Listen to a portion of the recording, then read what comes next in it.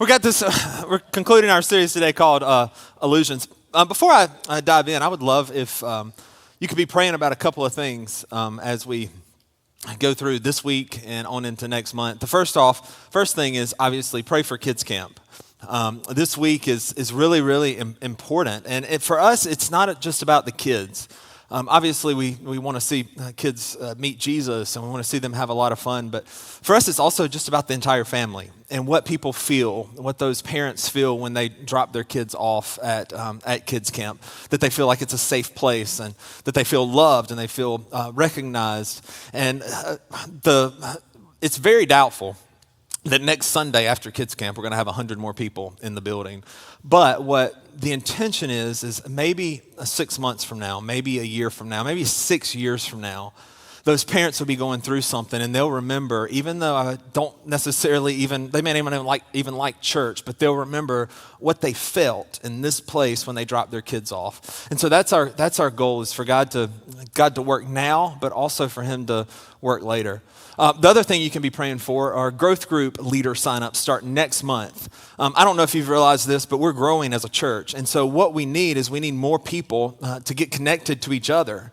And obviously, in order to get connected to each other, we have to have people lead those groups. So if you've been in a growth group before, if you would, just pray about what can you do to be a part of that? I promise you're more equipped than you think you are, and you can organize people. It's really important. A community is such a huge part of what we do as a church, but it's also just an important part of the Christian experience to have people to walk with you, but we need people to facilitate those. So if you could be praying for those over the next few weeks and months, that would be awesome. I want to read a few verses to you this morning, and then we'll dive in. 1 Kings 11, starting in verse 3, it says, "He had 700 wives of royal birth and 300 concubines, and his wives led him astray. As Solomon grew old, his wives turned his heart after other gods, and his heart was not fully devoted to the Lord his God, as the heart of David his father had been." How many of you today would say you feel like you're lacking something, like you don't have enough in some area? Maybe for some of you, maybe it's you just lost your job, and so you feel like you're lacking a financial thing. You feel like you're lacking financial resources. For some of you, it would be, I feel lonely. I feel like I don't have enough community. Once again, growth groups are important. Some of you would say, you know what, I feel like I'm lacking the peace of God. I feel like I'm lacking the joy of God. I feel like I'm lacking the wisdom for whatever I'm going through right now. And I think there's a group of us who would acknowledge the fact that we've been blessed incredibly, that we do have a job that pays the bills, that we do have a family that loves us, we do have a spouse that loves us, we do feel some peace most of the time, we do feel joy most of the time. But even of those of us who would say, I'm blessed, I would bet that you would still say there's still areas of my life where I just feel like I don't have enough, like there's something missing. And what I've noticed about myself and also about the people that I get to talk to is that sometimes when you feel like you don't have enough or when you're lacking something, it can almost create like a life paralysis for you. And so you can't make a decision because you feel like you don't have enough wisdom or you don't have enough experience, or maybe you can't be generous because you don't feel like you have enough money, or you feel like you can't make it through this season because you don't have what it takes, and so you're just kind of stuck right where you are. And I think unfortunately for many people, they live their entire lives feeling like there's something else that they need. If I just had a little more money, then I would be fine. If I could just lose 10 more pounds, can I get a witness?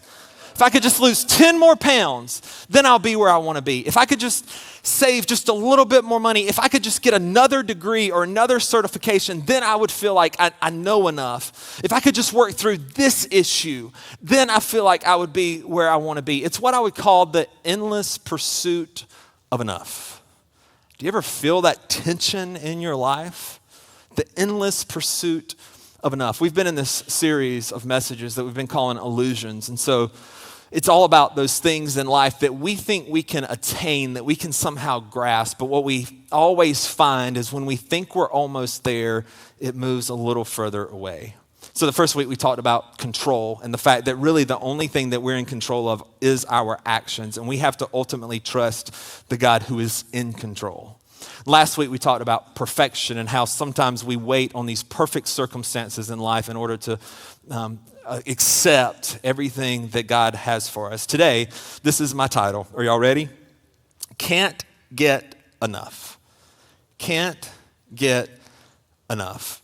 And I have a very serious illustration to start this off this morning, because the times where I feel like I can't get enough the most are often at the Chinese buffet.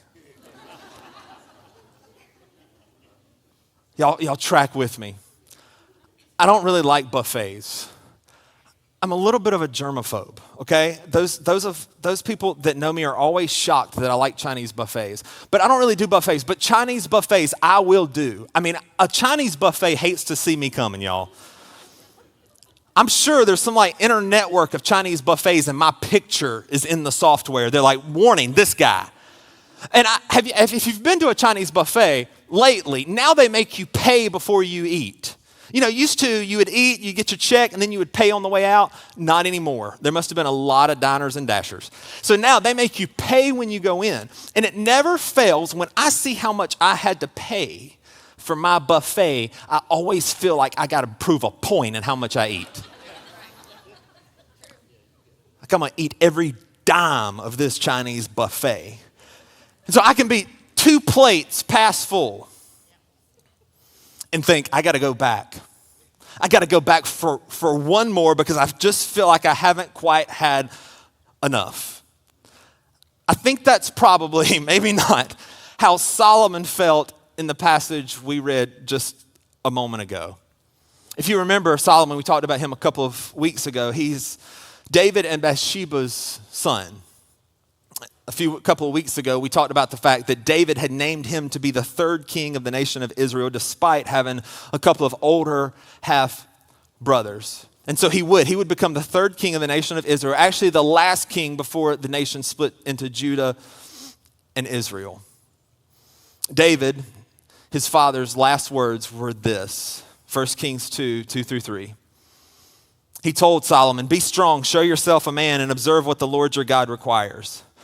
Walk in his ways and keep his decrees and commands, his laws and requirements as written in the law of Moses, so that you may prosper in all you do wherever you go." And at the beginning of this, Solomon experiences a lot of success. In fact, in 1 Kings 3, we read that he is making a sacrifice to God. God is so pleased by Solomon that God says, I will give you whatever you want to ask for right now, I will give it to you. Solomon, as young as he was, having just become king, could have asked for wealth. He could have asked for honor. He could have asked for status. But instead, he asked God for wisdom. God is so pleased by the fact that Solomon asked for wisdom that he actually gives him honor and riches as well. 1 Kings 4 tells us this. Solomon's wisdom was greater than the wisdom of all the people of the East and greater than all the wisdom of Egypt. He spoke 3,000 proverbs, and his songs numbered 1,005. He spoke about plant life, from the cedar of Lebanon to the hyssop that grows out of the walls. He also spoke about animals and birds, reptiles and fish. He's a scholar in all of it. From all nations, people came to listen to Solomon's wisdom, sent by all the kings of the world who had heard of this wisdom. So he's considered the wisest man that ever lived. He's credited to writing almost 3 entire books of the Old Testament. Song of Solomon, also known Song of Songs. You can read that on your own time. But it's a poetic thing about the relationship between husbands and wives. He's credited with writing Ecclesiastes, which will depress you if you're not careful. But it's about the fact that life is completely pointless without God being in it. And then he wrote most of Proverbs. Let me just read you some of his greatest hits listed in Proverbs. Proverbs 1:7 says, "The fear of the Lord is the beginning of knowledge, but fools despise wisdom and instruction." Proverbs 3:5-6, "Trust in the Lord with all your heart, and lean not on your own understanding. In all your ways submit to him, and he will make your path straight." Proverbs 4:23, "Above all else, guard your heart, for everything you do flows from it." Proverbs 9:10, the fear of the Lord is the beginning of wisdom, and knowledge of the Holy One is understanding. Proverbs 13:20, walk with the wise and become wise, for a companion of fools suffers harm. Anyone experience that one? Proverbs 14:12, there's a way that appears right, but in the end leads to death. How many experience that one? Proverbs 16:9, in their hearts human beings plan their course, but the Lord establishes their steps. Proverbs 16:18, pride goes before destruction, a haughty spirit before a fall. Yes, we know that one. Proverbs 17:17, a friend loves at all times, and a brother is born for a time of adversity. Proverbs 17:22, a cheerful heart is good medicine, but a crushed spirit dries up bones. Solomon said in Proverbs 18:21, the tongue has the power of life and death, and those who love it will eat of its fruit. Be careful what you say, y'all. Proverbs 27:17, as iron sharpens iron, so one person sharpens another. One more plug for growth groups. Proverbs 31:10, a wife of noble character who can find, she is worth far more than rubies, and my wife is here today, and I give it an amen.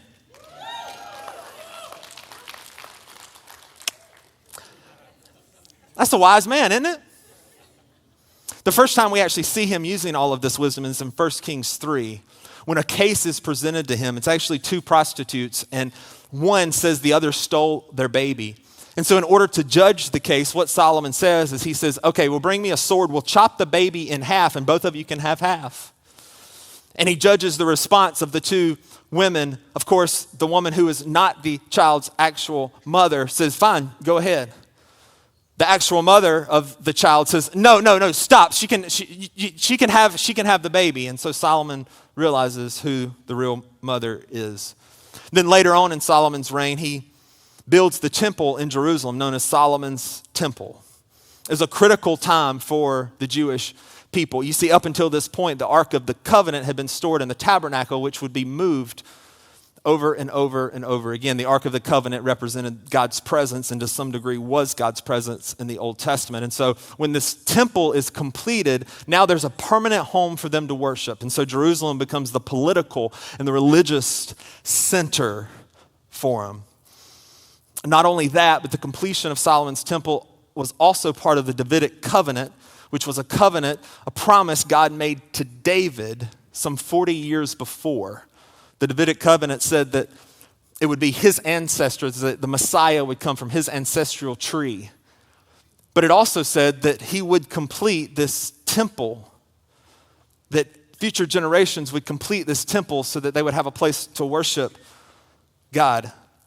Not only that, but he's also credited with creating his own palace. About the same time he's working on the temple, he's also building his own palace in 1 Kings 7. It's called the Palace of the Forest of Lebanon. It took 13 years to complete.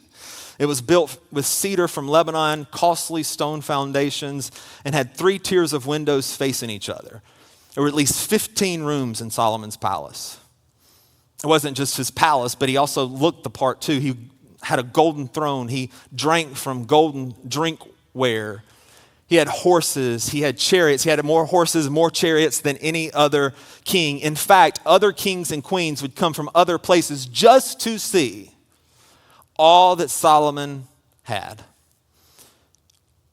He had it all. And I wanted you to see just how amazing Solomon was and how amazing his kingship had been. But then in 1 Kings 11, we see this starting in verse 1. King Solomon, however, loved many foreign women besides Pharaoh's daughter, Moabites, Ammonites, Edomites, Sidon. I said it right earlier. Y'all just go with it. Y'all watch first service. And Hittites. They were from nations about which the Lord had told the Israelites, you must not intermarry with them because they will surely turn your hearts after their gods. Nevertheless, Solomon held fast to them in love. So he gets a bride from Egypt and he purchases horses and chariots, and both of those things reveal Solomon's struggle with this thing of I just don't have enough. He married the Egyptian women for political purposes in order to establish a peace treaty. And then he wanted the horses and the chariots ultimately because he didn't believe that his God would protect his land. He didn't think he had enough. And sometimes I find myself in this struggle of I don't know if I have enough because I wonder, will it always be like this? What happens if? Do I need to save more money? Is more possible? Would more feel even better? And so I try to get more because I'm not trusting that God will always be there. If we dig deeper into this whole, I feel like I need more, I feel like I don't have enough, what we will find is ultimately there's a part of us that doubts God's faithfulness. The next verse says he had 700 wives of royal birth and 300 concubines, and his wives led him astray. As Solomon grew old, his wives turned his heart after other gods, and his heart was not fully devoted to the Lord his God as the heart of David, his father, had been. So Solomon doesn't forget God altogether. It's just that his heart is pulled. It's not like he quits believing in God. It's that other stuff gets mixed in. And I don't know if you've realized this, but I think this describes our modern day culture. Because it doesn't seem to me, at least, like most people in our modern day culture are opposed to God. They're just torn and they want other things on top of God. As a matter of fact, I'm going to drill down just a little bit more. I think this is a problem in the church today. Not this one, of course. But in churches today, I think this is a major problem. We don't mind calling on God when we need something. When the stuff hits the fan, we don't mind claiming God. We don't mind saying a prayer and getting a free ticket to heaven, but our hearts are not fully with God sometimes. And so we'll use the lingo. We'll go to him when we need him, but yet we look for comfort. We look for status. We even look at other religions and we get pulled away from God. Oh, we'll trust him when we need him, but our hearts are not fully devoted to him. That was where Solomon was.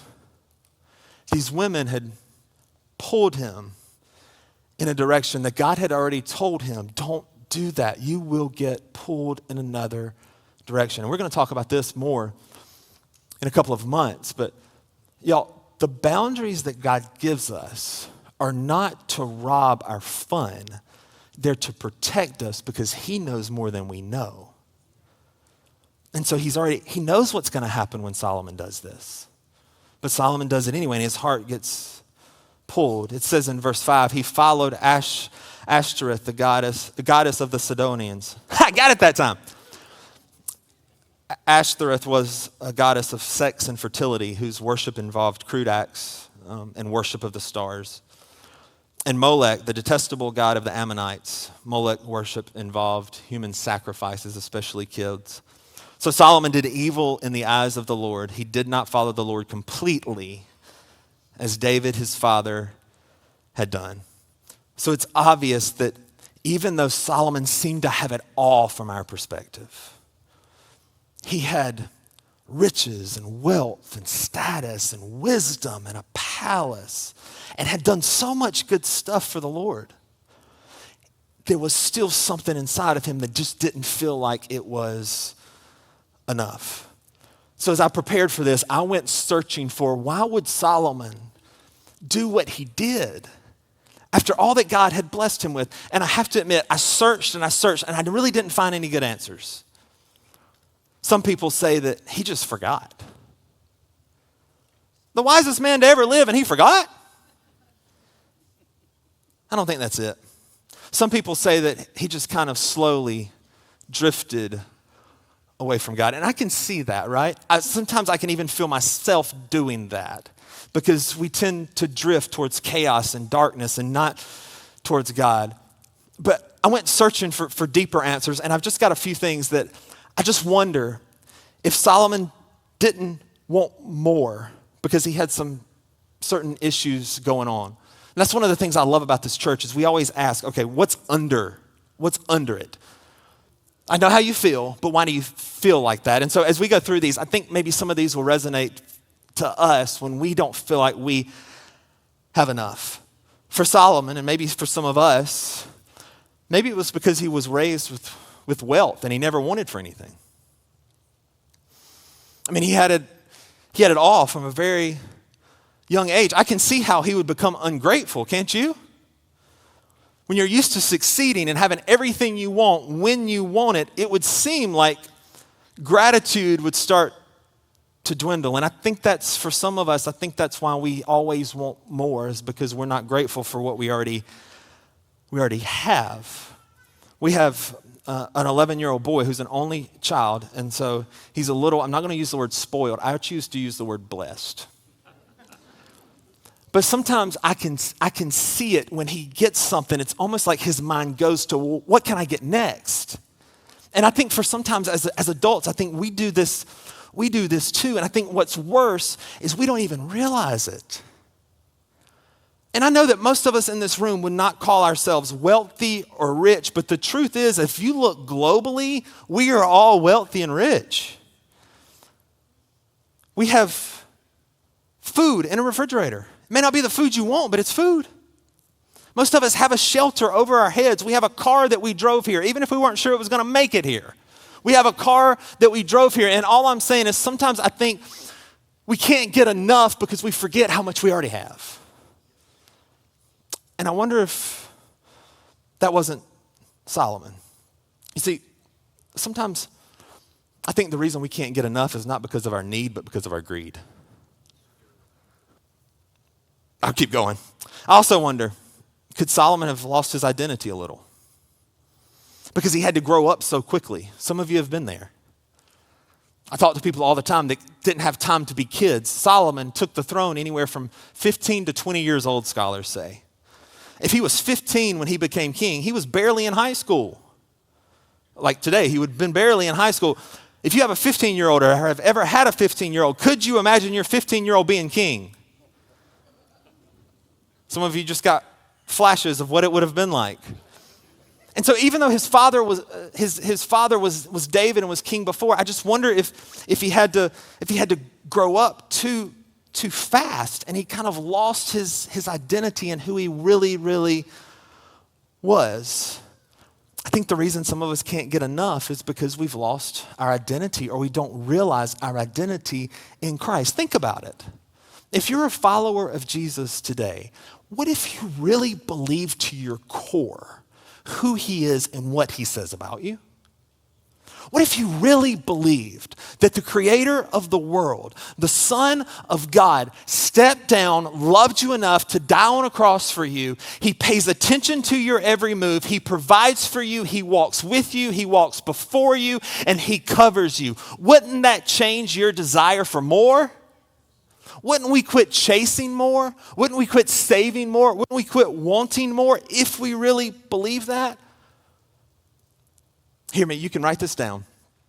You will never have enough until you realize that Christ is your enough. You will never have enough until you realize that Christ is your enough. Let me press down on this just a little bit more. There are people in the room today, or there's somebody watching online, and it's not that you don't feel like you have enough. You feel like you aren't enough. You feel like you're not enough to be a mom. You feel like you're not enough to be a dad, enough to be a husband. You feel like you aren't enough for God to love. When I say that he cares about the details of your life, you don't think you're enough for even God to care about the details of your life. Can I tell you? And I can't make you believe this because sometimes I struggle with it myself. I gotta be real. I'm keeping it 100. Oh, nobody says that anymore. But if you have a relationship with Jesus, his name is written on your heart. And only the Creator gets to define the creation. And how do we know worth? It's what somebody is willing to pay for something. He paid it all for you. That is your identity. That is who you are. I read this verse last week, but I'll read it again because it's a favorite of mine. 1 John 3:1. See what great love the Father has lavished on us, that we should be called children of God. That's you. And that's what we are. Or maybe Solomon became prideful. Maybe that's why he felt like he had to have more. He didn't have enough. Maybe he became prideful. Couldn't you have understood it if he did? Doesn't it make sense? I think sometimes we look at celebrities or we look at professional athletes and we think they just look like jerks. But it would be really easy to become prideful when you have everything and can get everything and everybody wants your attention. It could be really easy to get prideful. And that was Solomon. He answered to no one. People served him. He had everything. And I can imagine that maybe he started to think that he was like a little G God himself. And I think for some of us, I think the reason we can't get enough is because we've become prideful. Some of us have become so concerned at what other people think, which is a form of pride, that you always have to have something else to continue to try to impress them, don't you? So you go on vacation, you post some pictures, it gets 33 likes on Facebook. And so you book the next one. You lose 10 pounds. People telling you, girl, you look good. So you got to lose 10 more, right? So it's never enough because I've got to continue to look better in front of other people. Or maybe it's another side of it. Maybe you always have to be the smartest person in the room. And so maybe you are an intelligent person, but now it's kind of become your calling card. It's what you're known for. And so you're constantly pursuing more knowledge and more degrees and more certifications because you've got to be able to do it, and you can never get enough because that's what you're known for, and you've become puffed up with pride. Now, I'm not saying wisdom is bad. Obviously, it's not, because God loved it when Solomon asked for wisdom. But when is enough enough? So our standard for enough is obviously an illusion, but contentment is possible. The Apostle Paul in the New Testament writes several times about this idea of contentment. I'll just read a couple of them. Philippians 4, verse 11 says, I'm not saying this because I'm in need, for I've learned to be content whatever the circumstances. I know what it is to be in need. I know what it is to have plenty. I have learned the secret of being content in any and every situation, whether well-fed or hungry, whether living in plenty or in want. And then Philippians 4:13, posted in every locker room in the Southeast, I can do all this through him who gives me strength. In other words, the key is I get my enough from God. Or 1 Timothy 6:6-8, Paul writes this to Timothy, but godliness with contentment is great gain. Starts with godliness. So how do we move forward and begin to trust God instead of chasing this idea of enough? Well, I've got 3 suggestions, and the title of this message was Can't Get Enough. So these 3 suggestions spell out the word can. I just want to make that known because I worked hard on that. Really for no other reason. The first one is consistent gratitude. Practice consistent gratitude. Here's my challenge to you. For the next 30 days, keep a gratitude journal, whether that's in your phone, whether it's on a piece of paper, whatever it is, and every day, write 7 things that you're thankful for. Why 7? Was the number of perfection, and it's the one I thought of. 7 things that you're thankful for. And this doesn't have to be big things. No, get the smaller feeling it is, the better. God, I'm thankful that this cup of coffee is good today. God, I'm thankful for the bird that's singing outside the window. God, I'm thankful for this text message I got. You can repeat them if you want to. You don't have to have 30 times 7. Whatever, I'm not going to try to do that. Whatever that, you don't have to have that many different ones. But there's something about gratitude that causes us to quit chasing enough, right? The second one is accept you'll always have to have faith. And I think this one comes down a lot to the financial people in the room. God will never bless you to a place where you don't have to trust him. It's not always financial. Sometimes it's in other areas. But God will never bless you in whatever your thing is to the point where you don't have to trust him. There is always going to have to be an element of faith in your life. Because God wants you to walk with him. He wants to walk beside you. He wants to do this thing with you. Except that you'll always have to have faith. And then the end is notice others. Notice others. Some of the biggest blessings in my life and the time where I feel the most blessed is when I'm helping somebody else. It's one of the reasons I love being a pastor of this church is that I get to help you. I'm kind of using you in that way, I guess. But thank you for letting me help you. But when I take my eyes off of what I don't have or what I need and I place them on somebody else in a tangible way, I'm telling you, this idea of I need more will slowly begin to shrink. Every day, think, how can I bless somebody else today? How can I speak an encouraging word to someone today? How can I love someone at the cash register today? How can I have a conversation that encourages somebody today? What can I do to notice other people? And here's what I've come to realize is there are very few people in our world today that actually notice other people. And when you really do that, it will strike up a conversation. What it will do, it will open you up to being able to share your faith. Notice others. The truth is that with him we're enough. And I don't know what you feel like you're lacking today. I don't know where you can't get enough. But he has it. With every head bowed and every eye closed, I want to give somebody a chance to respond to Jesus. Because the truth is without Jesus, you aren't enough. But he is your enough. So if you don't have a relationship with Jesus and you feel that beating of your heart, or you feel that feeling in the pit of your stomach, that's the Holy Spirit, and he's asking you to let him in. He's a gentleman. But the second you open up your life to him, he's going to storm the door and he's going to identify you as his child and take you on a journey that you'll never believe. If you need to accept Christ this morning, you can say this prayer. It's not about the prayer, it's about the humility of surrender. Just say, Jesus, be my enough.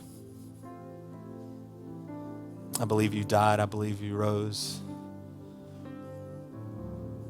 And I'm going to follow you. I don't know how that exactly looks, but I'm going to find out. Thank you from this point forward, you are in charge of my life. God, I thank you for every person in this room today. God, I thank you for what a privilege it is to speak your word. God, I thank you for the Old Testament. God, that we've been in the last few weeks and how it's still relevant all these years later to our daily lives. God, I pray that we would lean into you so that we can find enough. It's in Jesus' name I pray. Amen. Y'all have an amazing, amazing week. I'll see a lot of you at Kids Camp. For those others, be praying for us. Love y'all.